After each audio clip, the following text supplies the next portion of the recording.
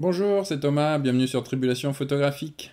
Aujourd'hui, je voulais vous parler en ce début du mois de novembre de site internet et de l'importance d'avoir son site pour tous les photographes.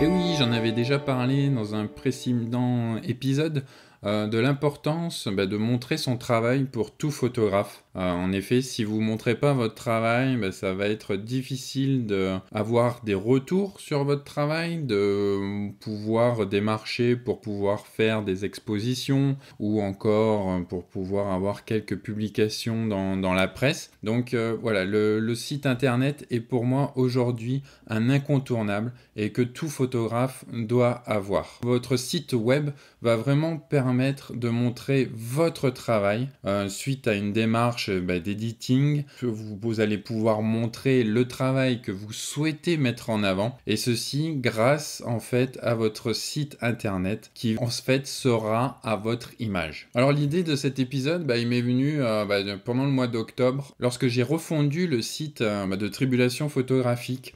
Voilà, je voulais un nouveau site plus facile à être mis à jour, en tout cas être mis à jour plus régulièrement durant le courant du mois de septembre où j'ai pu publier un podcast par jour.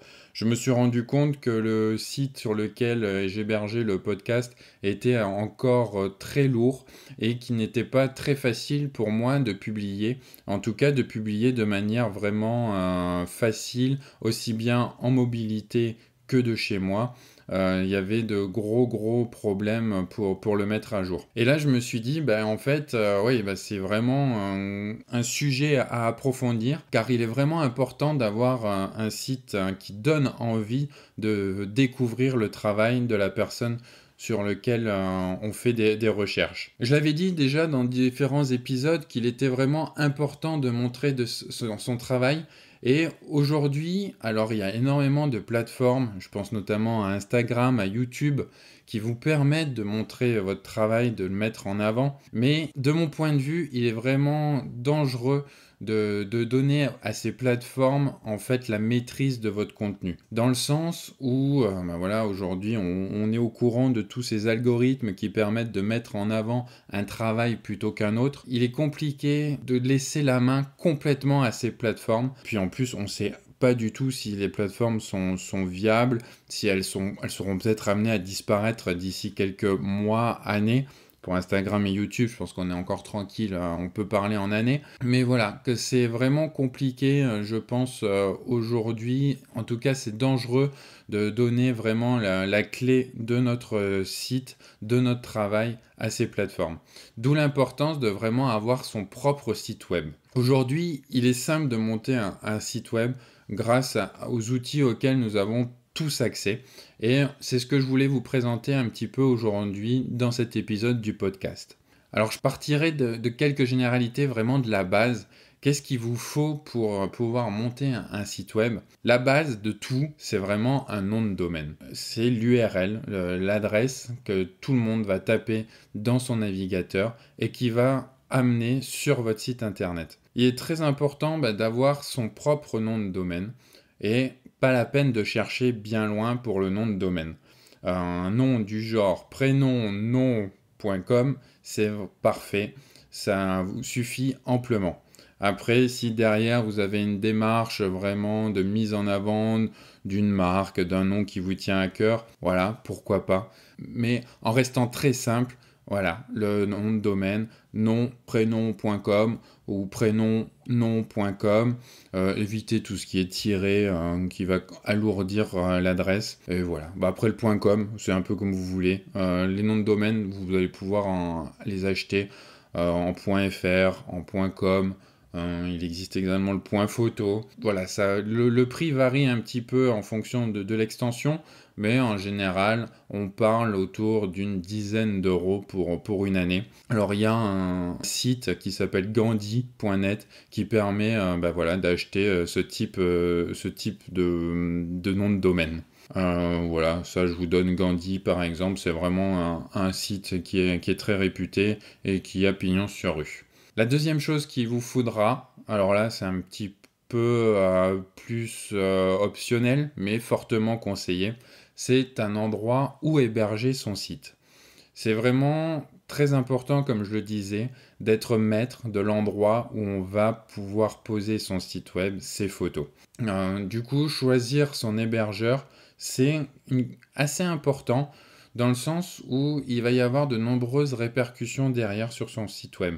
Je pense notamment à la vitesse du site. Il y a des hébergeurs qui vont être moins performants que d'autres, qui vont ne pas vous proposer des solutions d'hébergement vraiment très fiables. Et donc, votre site va des fois mettre énormément de temps à s'afficher, pas forcément à cause de la lourdeur de votre site, mais à cause de votre hébergeur. Et ça, c'est très important. Dans les moteurs de recherche, Google, par exemple, va privilégier la vitesse de chargement du site. Donc, dans votre référencement, il va falloir le prendre en compte, ça. Mais surtout, c'est l'utilisateur. Aujourd'hui, je pense qu'on est tous pareils.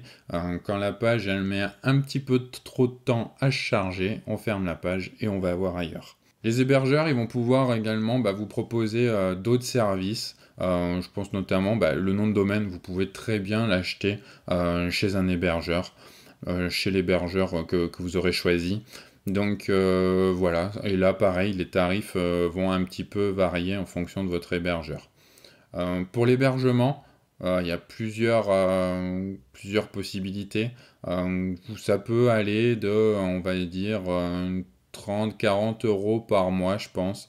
Vous allez pouvoir trouver des hébergeurs qui qui sont corrects. Je pense notamment, en France, on a OVH, ovh.com, qui permet, beaucoup de personnes, je pense, sont sur cet hébergeur-là. Il y a également One and One que j'avais moi initialement. Aujourd'hui, je suis chez Planet Hoster, un hébergeur canadien qui propose d'héberger les données, le site aussi bien au Canada, mais également en France. Je mettrai tous les liens dans les notes de l'émission, n'hésitez pas à aller voir. Voilà pour les quelques généralités. Maintenant, comment monter son site internet? Alors, il y a plusieurs possibilités, bien entendu. Il y a ce qu'on appelle les sites clés en main. Il y a de nombreuses offres où on va pouvoir trouver en fait des hébergeurs qui vont nous proposer un site entièrement fait, entièrement clé en main. On a juste à charger ses photographies et ainsi avoir son site internet. Alors je pense notamment à Forma ou à Squarespace, qui sont deux hébergeurs très tournés photographie, où on voit de nombreux photographes utiliser leurs services. Alors là, si vous prenez ces services, si vous voulez un petit peu regarder, pareil, je mets tous les liens dans les notes de l'émission. J'ai jamais réellement testé ces sites, mais j'ai de nombreux amis qui publient leurs sites sur ces plateformes. On va payer vraiment un service et vous allez avoir ensuite juste à choisir parmi de nombreux exemples de sites, le site que vous aimez le plus. Et ensuite, vous avez juste à charger vos photos, à les classer en album, en série, et puis ainsi publier.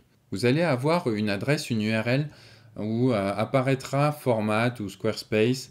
Ça ne sera pas forcément le nom de domaine, mais quand même, je vous conseille d'avoir votre nom de domaine et de rediriger vers là. Comme ça, quand vous donnez votre adresse, vous aurez un nom simple, prénom, nom.com, et non pas .format.com, par exemple. Donc voilà, ça c'est vraiment plus hébergeur clé en main. C'est très très bien. Pour ces services, on va payer une centaine d'euros par an. Voilà, mais qui vous offre vraiment quelque chose clé en main. C'est très bien fait. Et voilà, si vous voulez pas forcément vous prendre la tête pour faire votre portfolio, c'est une très très bonne solution. Il y a également les plateformes comme Tumblr. J'ai apprécié à un moment, je trouvais vraiment très pratique. Bon là par contre vous n'avez pas forcément la main sur tout ce qui va être le référencement.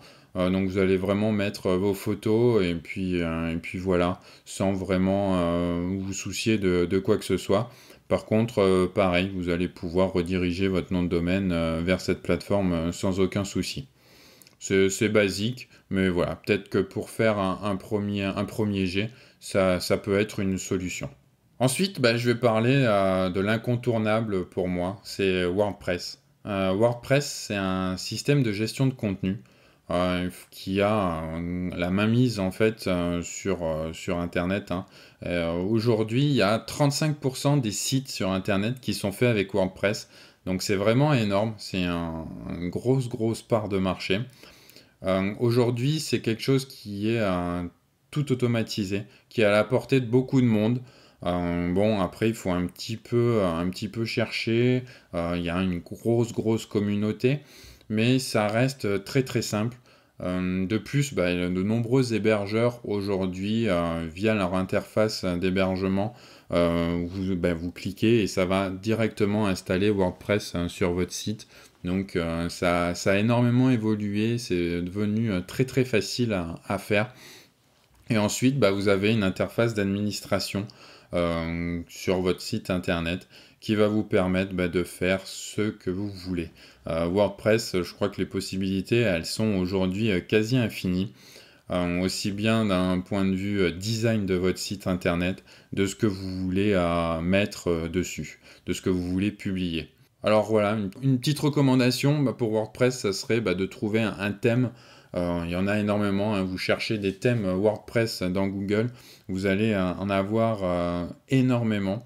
Des thèmes qui vont être gratuits ou payants, mais qui vont vous faciliter la vie et qui vont vraiment vous permettre bah, d'avoir le design que vous souhaitez. Là, c'est pareil, les thèmes, je pense que c'est illimité. Vous allez pouvoir en trouver des milliers. Ça peut être une grosse cause de perte de temps. On va pouvoir passer énormément de temps à chercher un thème. Là, je parle en connaissance de cause. Mais c'est vraiment l'outil aujourd'hui qui est, je pense, incontournable quand on veut un petit peu mettre les mains dans le cambouis. Alors vraiment entre guillemets, puisque comme je le disais, c'est vraiment devenu très abordable. On trouve également de nombreux tutoriaux. Voilà, c'est vraiment quelque chose qui est très simple à mettre en œuvre. Et là, vous allez avoir la main sur tout ce que vous voulez et vous pouvez vraiment laisser libre cours à vos envies. Euh, WordPress, vous allez pouvoir aussi bien avoir un WordPress bah, auto-hébergé, ce qu'on dit. Donc voilà, mais là vous aurez une adresse en wordpress.com que vous allez pouvoir rediriger votre nom de domaine. Mais autrement, bah, vous pouvez avoir votre propre WordPress hébergé chez votre hébergeur, chez vous. Et à ce moment-là, bah, voilà, vous êtes complètement autonome. Vous ne dépendez de personne. Dans le sens où, bah, vu que vous avez téléchargé WordPress, il fonctionne chez vous. Même si WordPress met la clé sous la porte, eh ben, ça fonctionnera toujours. Alors que voilà, par rapport aux sites comme je parlais, Forma ou Squarespace, si ces sites-là ferment leurs portes, eh ben, ils ferment leurs portes avec votre site, avec vos images, et vous êtes plus visible sur Internet. C'est vraiment, voilà, c'est l'avantage de WordPress si vous voulez aller un peu plus loin. Alors il y a une solution aussi que je voulais parler, alors on va dire qui est peut-être un petit peu entre les deux, je sais pas. Aujourd'hui, j'arrive pas trop à voir où positionner cette solution-là. Eh ben, c'est Adobe Portfolio. En fait, si vous avez un abonnement Adobe pour Lightroom et Photoshop notamment, bah, compris dans votre abonnement mensuel, il y a Adobe Portfolio qui va vous permettre bah, de créer un site de manière très simple. Et là encore plus, et depuis Lightroom, vous allez pouvoir directement publier sur Internet, sur votre site Internet. Donc là encore, un nom de domaine, ça, on n'y échappe pas. Et ensuite, bah, vous allez pouvoir avoir accès à de nombreux thèmes C'est des thèmes qui sont très minimalistes, que vous allez pouvoir choisir et qui vont vous permettre de publier en fait un site internet de manière très très simple. Comme je disais, depuis votre catalogueur, depuis Lightroom, vous faites publier et c'est sur votre site internet. Je vois de plus en plus de photographes utiliser cette offre puisque en fait elle vous coûte rien, puisqu'elle est elle vous coûte rien. Elle est comprise dans l'abonnement que vous avez déjà. Donc en gros, vous n'avez rien à payer à part un nom de domaine. En gros, pour 10 € par mois pour votre nom de domaine, vous pouvez avoir un site internet si vous avez votre abonnement Lightroom et Photoshop. C'est pas quelque chose, dans le sens où c'est pas quelque chose qui va se rajouter pour publier un site web. Donc pareil, pour se lancer, c'est une très très bonne solution, sachant que là quand même, vous avez quand même pas forcément la main sur tout ce qui est référencement. Vous n'avez pas la main sur l'hébergement, mais c'est vraiment un coût qui est très faible. Vous avez juste compris dans votre abonnement Adobe cette solution-là, et je pense qu'il est important d'en parler et qu'on peut envisager cette solution-là en partant vraiment de rien. Si vous avez vraiment rien, monter un site web en quelques minutes, c'est quelque chose qui est très très simple. Voilà un petit peu les solutions que moi j'ai répertoriées. Ces solutions-là, elles s'appuient un petit peu sur mon expérience. Ça fait de nombreuses années que j'ai mon site internet, donc thomaschauvin.com. Il a été lancé au tout début, vraiment encodé en HTML.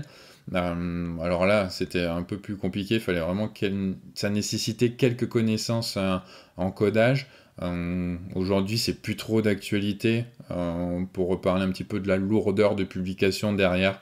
Voilà, c'est vraiment quelque chose qu'on va oublier, mais c'était peut-être il y a une dizaine d'années, j'avais commencé comme ça. Ensuite, j'avais essayé aussi Koken. Koken, c'était un petit peu dans l'esprit de WordPress, un système de gestion de contenu qui était vraiment superbe, qui était tourné à photographie, qui était très minimaliste, qui était très simple à utiliser. C'est apparu en 2012, il me semble, mais ça a été revendu en 2015. Et depuis, c'est plus maintenu. Il n'y a plus forcément d'évolution. Et j'ai l'impression que ce système de gestion de contenu est amené à dépérir, à disparaître. Mais c'était quelque chose qui était vraiment très très bien fait. Et c'est dommage que ça ne s'est pas perduré. Et puis maintenant, WordPress, ça je pense que ça fait peut-être 5-6 ans que je suis sur WordPress pour mon site personnel.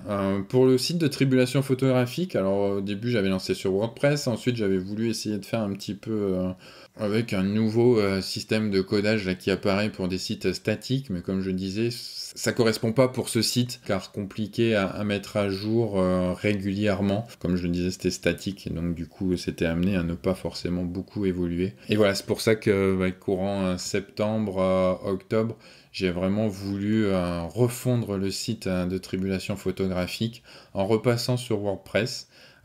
N'hésitez pas à aller faire un tour sur le site. Qu'est-ce que vous en pensez? Est-ce que vous arrivez à faire des recherches? Si vous voyez comment il est possible de l'améliorer, surtout n'hésitez pas à me le dire. Voilà, je vais arrêter là aujourd'hui cet épisode. Surtout, si vous avez des sites web, surtout n'hésitez pas à me les faire suivre, à les partager via les réseaux sociaux comme d'habitude, sur Twitter où je suis de plus en plus présent. Aujourd'hui, c'est plus sur Twitter que Tribulation Photographique va être présent plutôt que Facebook. Du coup, si vous êtes sur Twitter, n'hésitez pas à faire un petit message en taguant Tribulation P. Partagez votre site web. Avec grand plaisir, je repartagerai avec la communauté et j'irai visiter bien entendu votre site web. Si vous avez des difficultés, si vous voulez vous lancer dans la mise en place d'un site web, surtout n'hésitez pas à me contacter. J'essaierai de vous aider le plus possible. Voilà, sur WordPress, sur Adobe Portfolio. Sur Adobe Portfolio, je pense faire une petite vidéo un petit peu tutoriel pour mettre sur la chaîne YouTube. Chaîne YouTube qui prend vie là, de plus en plus. Là, presque tous les épisodes du podcast sont aujourd'hui publiés sur la chaîne. Et maintenant, voilà, c'est ce que je veux pour cette fin d'année et puis pour l'année prochaine. C'est incrémenter cette chaîne avec des vidéos. Donc là encore, n'hésitez pas à partager. Je vous laisse, je vous dis à très bientôt sur Tribulation photographique.